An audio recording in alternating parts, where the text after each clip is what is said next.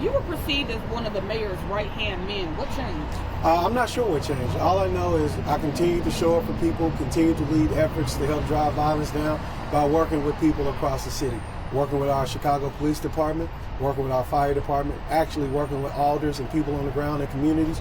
So I'm not sure what changed, because just yesterday they were tagging me and posting about the incredible work we were doing together. So I'm not sure what changed overnight, but honestly, I am hopeful that people continue to remain safe in our city. Okay. And then what led up to this? So honestly, I was going there today because we had another personnel issue where I had worked to give some assistance to an employee that was on my team. And I was told, hey, we're going to go in a different direction. We're going to let you go. And I asked what was the reason. They said they wanted to move forward with different policies as opposed to the on-the-ground work that I do. On-the-ground work with community members, with people, with people in those communities, and also like communities like this, right? From being on the ground in spaces like this, where we've seen levels of violence. They said that wasn't the route that they wanted to go. They wanted to go in a different direction. And that was the only explanation I got. And again, I'm fine with people going in a different direction, but clearly the direction that we were doing, myself and the Director of Violence Prevention and Community Safety, I thought we were doing a pretty good job, and I think the people of Chicago thought that as well. And then what gap does your filing now leave in city government? Well, I think, look, so city government is very strong, regardless of who is the leader. You know, the city has incredible departments and agencies that have been doing phenomenal work, regardless of who sits in that seat. They've been able to continue to do that work with leadership over at the Chicago Police Department, leadership in the fire department, and so many other agencies that continue to work together. They will continue to do that work. They'll continue to show up for people like they always have, regardless of if they are the ones that get the credit that they deserve. So hopefully, whoever steps into that role is able to work with community members, because for me, that was one of the most important things. We built those relationships from our brainchild on this work. We built those relationships piece by piece, community by community, and we are hopeful that people can still continue to be safe, because that's not a one-person job.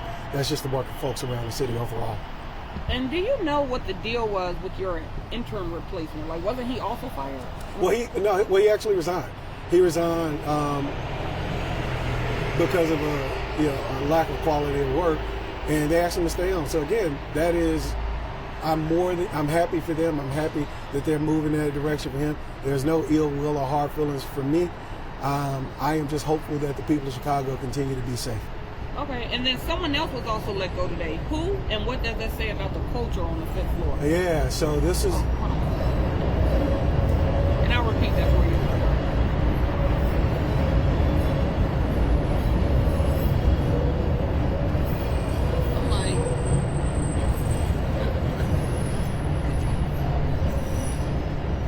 Someone else was also let go today. Who, and what does that say about the culture? Yeah, so the Director of Violence Prevention and Community Safety, Manny Whitfield, a young man that would work 60 to 70 hours a week working to save lives. He was right here on the ground after 18 people were shot over. He was right here on the ground to help with those folks. He was actually one of the folks to break news to some of our community violence interrupters who lost their family members' lives that night.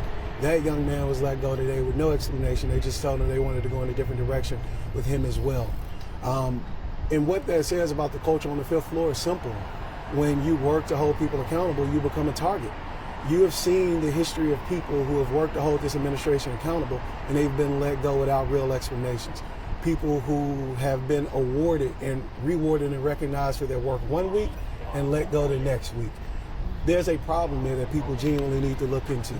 And you have to be willing to surround yourself with people who will hold you accountable. Otherwise, you end up in situations like this.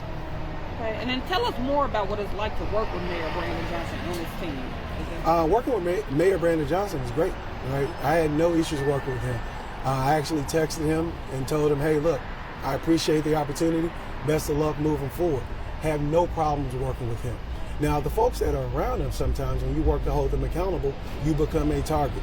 You become isolated. The culture in the environment becomes a bit hostile when you try to hold them accountable. Sometimes you are alienated, you are ostracized, and that's okay. Because for me, it was really important to continue to show up for the people who did this work. And, you know, this is, again, I'm not the first person to experience this. And unfortunately, you know, people's lives are at stake.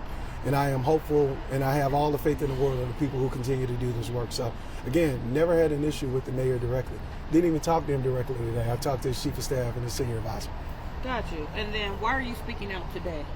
Well, I think it's important that we get to shape our own narratives, right? Because the city is seeing the work, right? I mean, look, again, they were just posting the work about the work that we did yesterday, right? So it's a bit of a culture shock to go from that to the next day saying we're going in a different direction. And the direction that we have been going in has been historic declines in crime and violence across the city, year after year declines.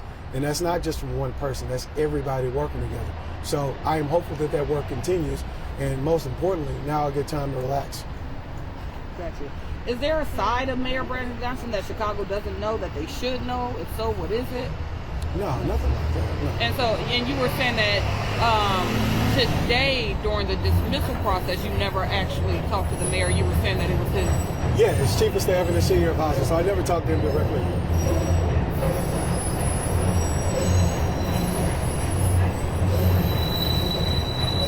I just want to clarify your point. You know what you said.